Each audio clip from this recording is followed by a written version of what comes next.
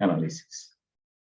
So this is also one of the problem solving tool, actually problem solving technique बोल सकते हो आप, जो अगर आपकी कंपनी में या तो आप किसी भी जगह में एक प्रॉब्लम फेस कर रहे हो किसी एक प्रॉब्लम की वजह से, और वो प्रॉब्लम आपको मालूम है कि प्रॉब्लम क्या है, और उसको आप इफेक्ट समझ के एनालिसिस करने लगो कि ये जो टॉप इवेंट जिसको कहता है, मतलब जो इफेक्ट हुआ है, जो कुछ भी इफेक्ट हो, मतलब मानी कि आपका पावर फेलियर हुआ है, या तो डीजल जनरेटर काम नहीं कर रहा है, या तो मशीन का ब्रेकडाउन हुआ है, तो in all these cases actually faulty analysis you can apply, provided आपको पता होना चाहिए कि ये जो प्रॉब्लम हुआ है इसके साथ जुड़े हुए जो नेक्स्ट लेवल कॉज जो है वो आपको पता होना चाहिए, and those causes should not be too many causes.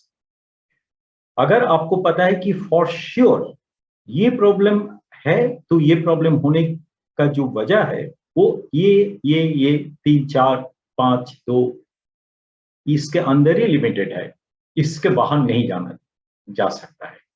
तो उस केस में आप फॉल्टी एनालिसिस करो। अगर नंबर ऑफ कॉज बहुत सारे हो सकता है, then don't bother about faulty analysis, go for cause and effect diagram, systematic diagram, इस टाइप का analysis. So let me start with the first this thing slide. तो origin of FTA, तो FTA का जो origin है उसमें 1960 इसमें पहला बार हम ये ICBM जो इंटरकॉन्टिनेंटल बैलिस्टिक मिसाइल का जो पहला बार जो लॉन्च हुआ था यूएस में, तो उसको कहता था मिनिटमैन प्रोजेक्ट। तो इसमें पहला बार फेल्योर एनालिसिस करने के लिए मिनिटमैन प्रोजेक्ट में फॉल्टी एनालिसिस का इस्तेमाल किया गया था। तो बेल टेलीफोन लेबोरेटरी इसको एफटीओ को इवेल्युएट किए थे, safety of missile launching control system. Later on it was also applied towards the reliability and safety analysis of nuclear power generation.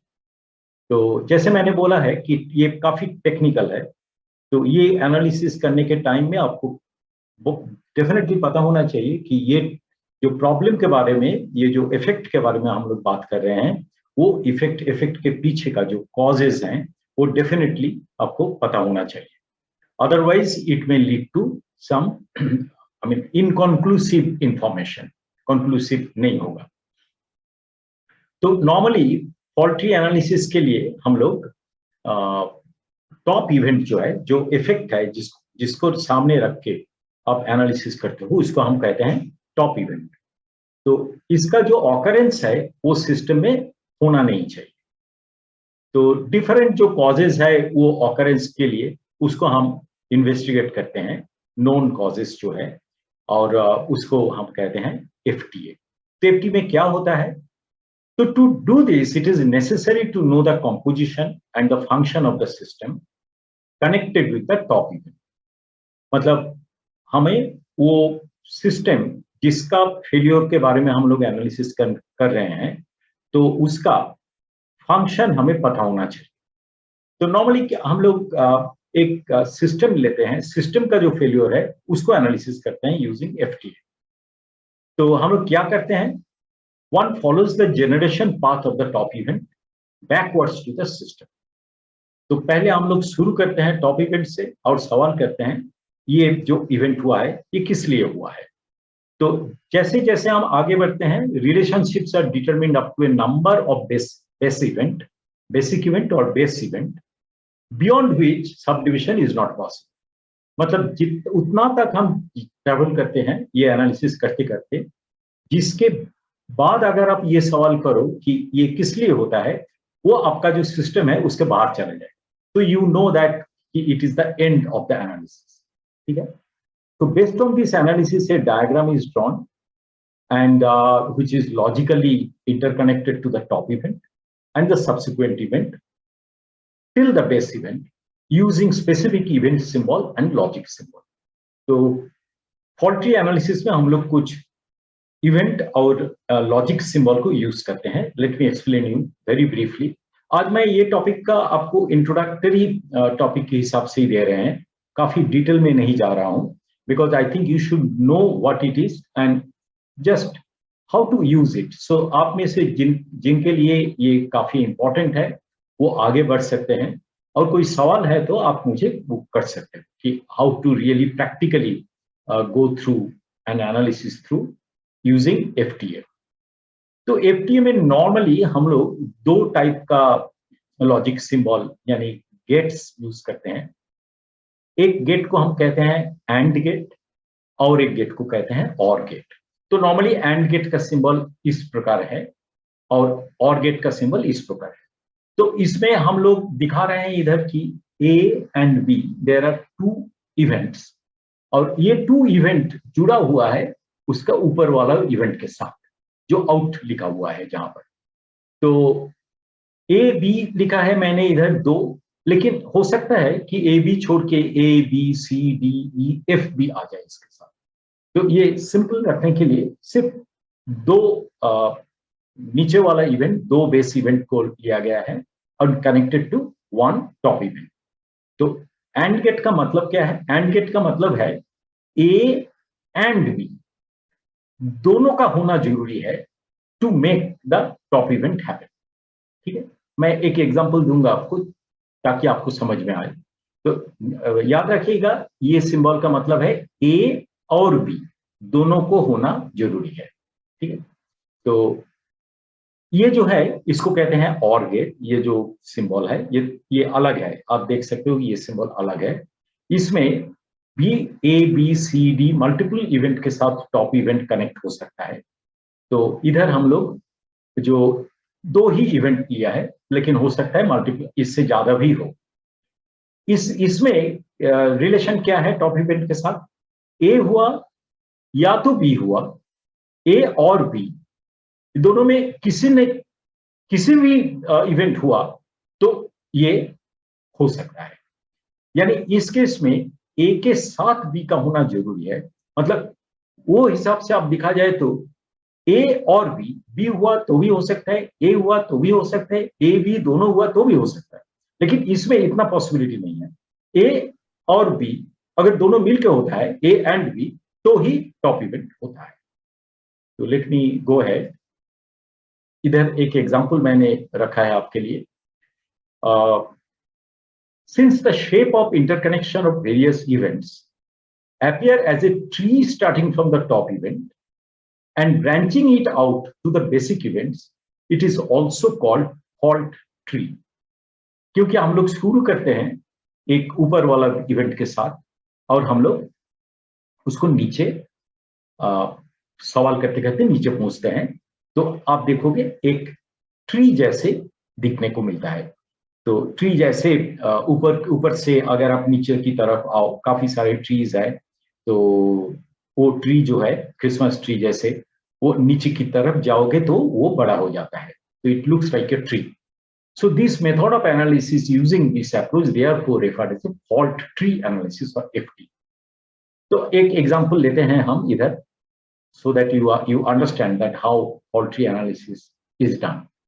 तो मानिए कि फॉर एग्जांपल हमारा प्रॉब्लम यह है, फॉल्ट है पेंसिल डज नॉट राइट। तो अगर पेंसिल डजंट राइट तो हम सवाल कर रहे हैं पेंसिल क्यों लिख नहीं पा रहा है। तो आप बोलोगे शायद कि ये इसका लीड जो है वो टूटा हुआ है, इसीलिए हम नहीं लिख पाते हैं। नहीं तो ये भी बोल सकते हो कि हाँ टिप ठीक है, लेकिन इसका जो टिप है वो डल है, उसीलिए हम मार्क नहीं कर सकते हैं इससे। मतलब दो ही पॉसिबल बेस इवेंट है। टॉप इवेंट इसको हम क्या कहते हैं? Pencil does not write as the top event. And जो दो हमें मिला है लॉजिक से, एक है ब्रोकन लीड और एक है डल टिप। तो हम देखते हैं कि ब्रोकन लीड हुआ तो भी हो सकता है, डल टिप हुआ तो भी हो सकता है। तो ब्रोकन लीड और डल टिप इनमें से किसी भी एक इवेंट हुआ तो टॉप इवेंट हो सकता है। तो हम कौन सी गेट यूज करेंगे? ये टॉप इवेंट और इसके बीच में हम लोग और गेट यूज करेंगे। ये और ये मतलब ब्रोकन लीड और डल टिप। अगर ब्रोकन लीड को हम ए कहते हैं तो ए और B, any one of them happening, the top event, yani pencil does not write, that is the top event, it can happen. Okay? So this diagram has come from this basic logic. तो functional events in a fault tree form अगर हम लिखेंगे तो इस प्रकार लिखेंगे. अगर हम ये डिस्क्रिप्शन को अवॉइड करें तो शायद हम ऐसे डायरेक्ट लिख सकते हैं, E therefore is A or B. तो अगर A और B मतलब A B, अगर हम कहें कि ये यूनियन A यूनियन B, मतलब A हुआ तो भी, A एंड B हुआ तो भी, B हुआ तो भी, तो A union B leads to E. So देखिए हम लोग क्या, अगर हम थोड़ा सा इसमें प्रोबेबिलिटी लेके आ रहे हैं, तो प्रोबेबिलिटी ऑफ E यानी top event, therefore probability of A और B, करेक्ट. तो प्रोबेबिलिटी ऑफ E यानी top event, therefore because it is a event मतलब failure event, is equal to 1 minus reliability of E. What is reliability? जो मतलब survival का probability. तो what is survival का probability? Survival का probability is 1 minus failure probability. तो failure probability क्या है? फेल्योर प्रोबेबिलिटी है P of E. So P of E could be written as 1 minus reliability of E. Therefore, 1 minus reliability of A into reliability of B. तो इसको आप ignore भी कर सकते हो. Those who are not interested in theory of probability, you can leave this aside. But because we don't need it at this stage. So where probability of E is the probability of failure of E and RE is the reliability of E. तो इसको हम top event कहते हैं, इसको हम base event कहते हैं. So let us go for a little more elaborate problem, a little more elaborate problem.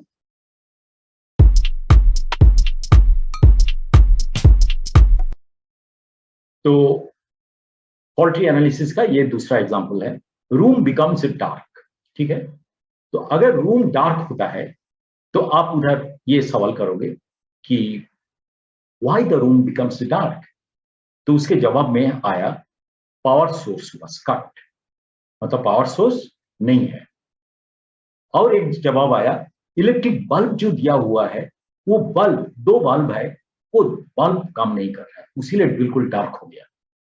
तो ये क्या है? अगर पावर सोर्स अगर कट नहीं होता तो इलेक्ट्रिसिटी रहता.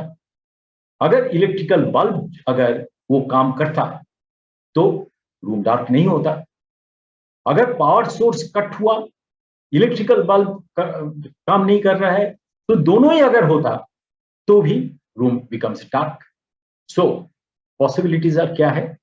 पावर सोर्स वाज कट और electric bulbs do not work और बोथ ऑफ देम हैपनिंग. तो हम लोग इधर क्या यूज करेंगे? और गेट यूज करेंगे. ठीक है, अभी हम पावर सोर्स वाज कट इसको एनालिसिस करेंगे. तो कौन सी स्थिति में पावर सोर्स कट हो सकता है? बैटरी कैपेसिटी लो हो गया तो भी पावर सोर्स कट हो सकता है. फ्यूज अगर ब्लो होता है तो भी पावर सोर्स कट हो सकता है. तो हम लोग क्या करेंगे? Battery capacity is low, that is B1, fuse blue, that is B2, that is B1 और B2 दोनों में किसी भी हुआ और दोनों ही हुआ, ये हो सकता है. तो हम लोग क्या यूज करेंगे? B1 and B2 connected to its top event by OR gate. Okay, this or this. इधर क्या एनालिसिस करते हैं अभी? Electric bulbs do not work. तो व्हाट में लीड टू, ये क्वेश्चन कीजिए आप पहले. What may lead to electrical bulbs do not work? Bulb 1 is defective. Another is bulb 2 is defective. Bulb 1 defective and bulb 2 defective दोनों होने से electric bulbs do not work. ये बोल सकते हो दैट में लीड टू डार्कनेस. नहीं तो ये सिर्फ पार्शियल डार्कनेस हो. तो this will be connected by a and gate, right?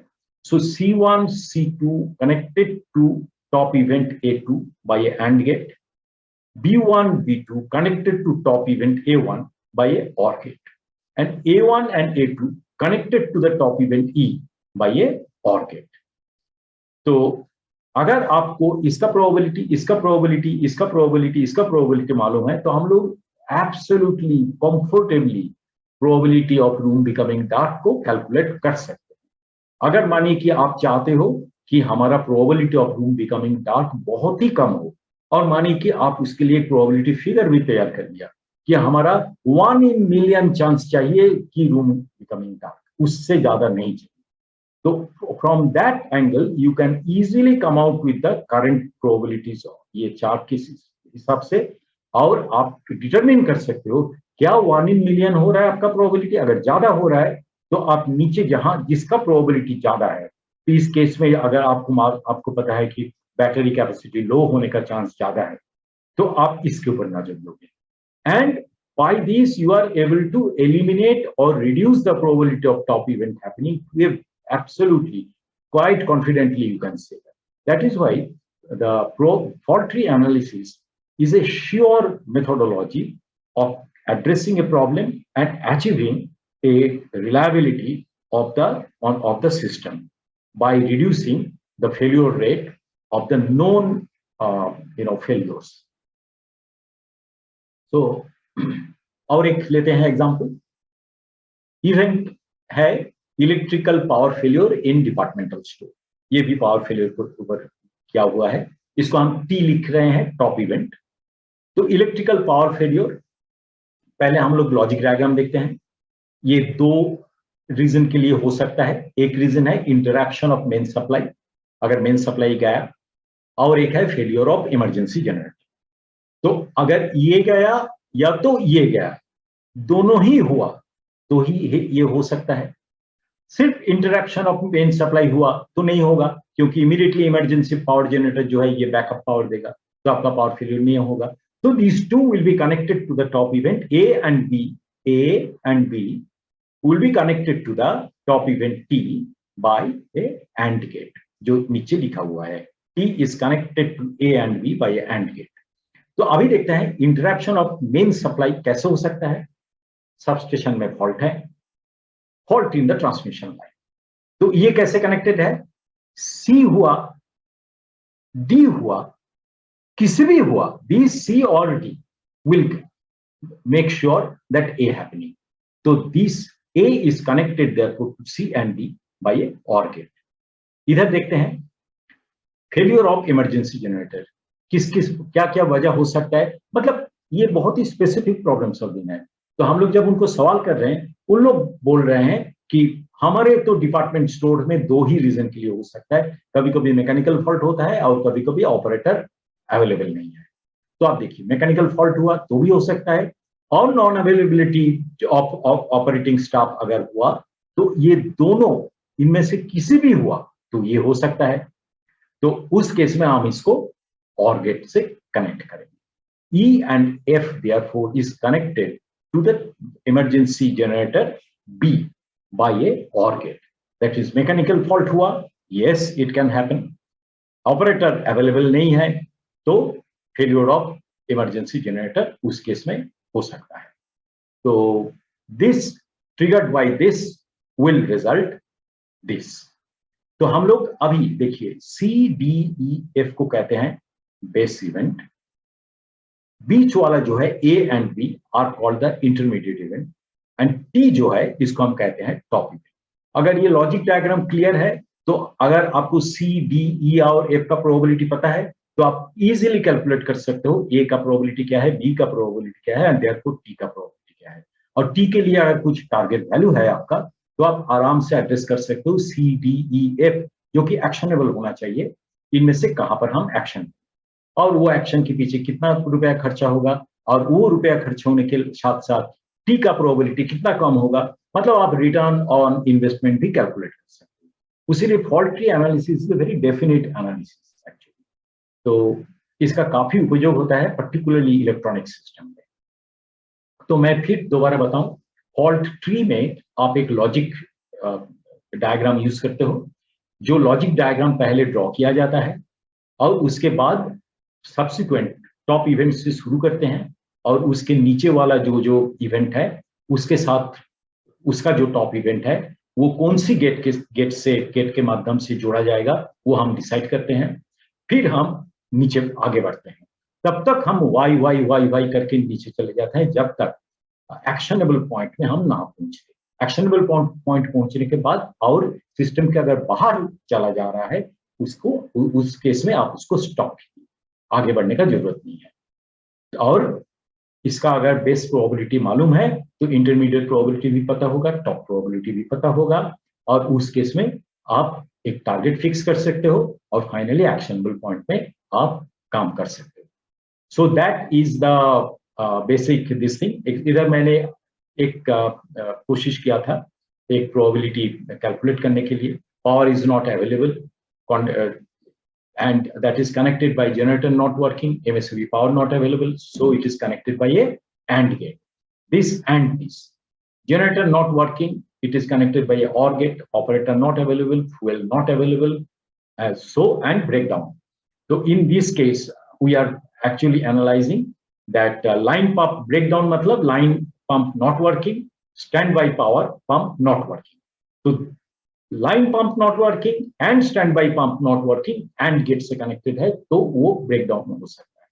तो देखिए आप जितने भी बेस इवेंट है मतलब लास्ट में जाके जो कंप्लीट होता है, stand by pump not working हम लोग हिस्टोरिकल डेटा लेके दिखाए इतना होता है probability, line pump not working इसका डेटा लेके दिखाए इतना होता है, इधर बेस इवेंट इधर जाके कंप्लीट हो गया, उनका अटेंडेंस रजिस्टर से पता चल रहा है ये प्रोबेबिलिटी क्या है, फ्यूल नॉट अवेलेबल का नंबर ऑफ इवेंट्स के हिसाब से प्रोबेबिलिटी पता चल रहा है, इसका भी पता चल रहा है इसके हिसाब से, और ये एज इट इज प्रोबेबिलिटी इतना है। तो हमारा टॉप इवेंट जो है वो 0.0087 रहा और हम लोग 0.103 यानी कि जनरेटर नॉट वर्किंग का कहां पर काम किया, हम लोग ऑपरेटर नॉट अवेलेबल जो कि सबसे ज्यादा प्रोबेबिलिटी था उसको कम करके 0.002 हिट किया, तो ये प्रोबेबिलिटी जाके हुआ 0.103 और ये प्रोबेबिलिटी 0.002 और फाइनली ये प्रोबेबिलिटी कम हुआ 0.202।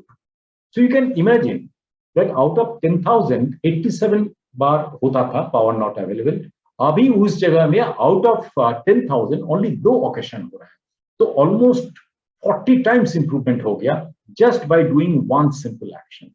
सो that is the power of fault triangle.